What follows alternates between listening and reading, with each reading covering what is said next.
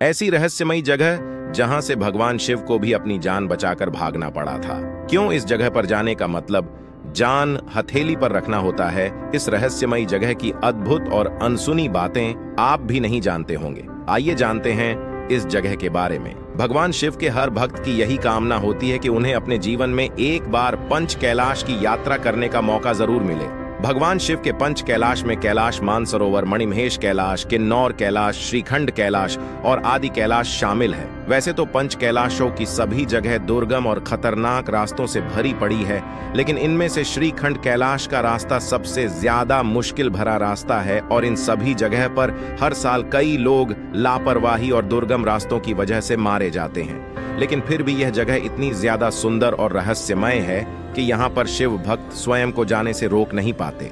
श्रीखंड कैलाश वही स्थान है जहाँ पर भस्मासुर ने भगवान शिव से यह वरदान मांगा था कि वह जिसके भी सर पर हाथ रख दे वह भस्म हो जाए, और वरदान पाने के बाद भस्मासुर अहंकार में इस तरह से डूब गया कि भगवान शिव को ही भस्म करने का मन बना लिया। भगवान शिव अपने वरदान को निष्फल नहीं होने देना चाहते थे, जिस वजह से वह भस्मासुर से दूर निकल गए, लेकिन भस्मासुर उनका पीछा ही करता रहा।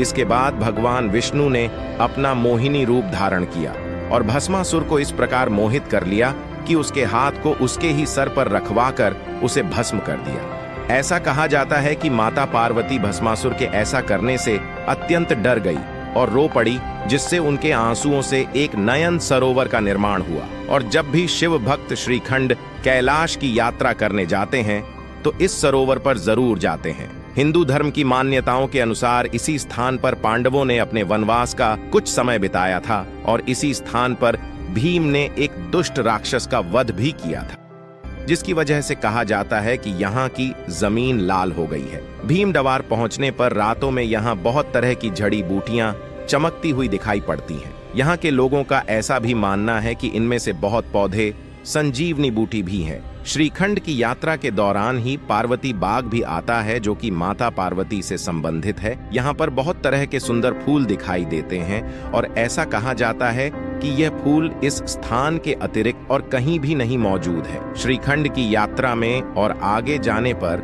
सभी भक्तों के जाने पर रोक रहती है और केवल वही श्रद्धालु आगे जा सकते हैं जो मेडिकली फिट होते हैं। इसके बाद भीमडवार से मेडिकल फिट सभी श्रद्धालुओं को श्रीखंड महादेव के दर्शन के लिए आगे ले जाया जाता है, जहां से लगभग 35 किलोमीटर की पैदल चढ़ाई करके श्रीखंड तक पहुंचा जाता है। यह जगह देखने में तो काफी ज्यादा खूबसूरत लगती है, लेकिन यहाँ पर खच्चर या घोड़े का सहारा नहीं लिया जा सकता, क्योंकि यह जगह इतनी मुश्किल भरी है कि यहाँ पर खच्चर और घोड़े जा ही नहीं सकते, जिसकी वजह से श्रीखंड पहुंचने तक की यात्रा पैदल ही की जाती है।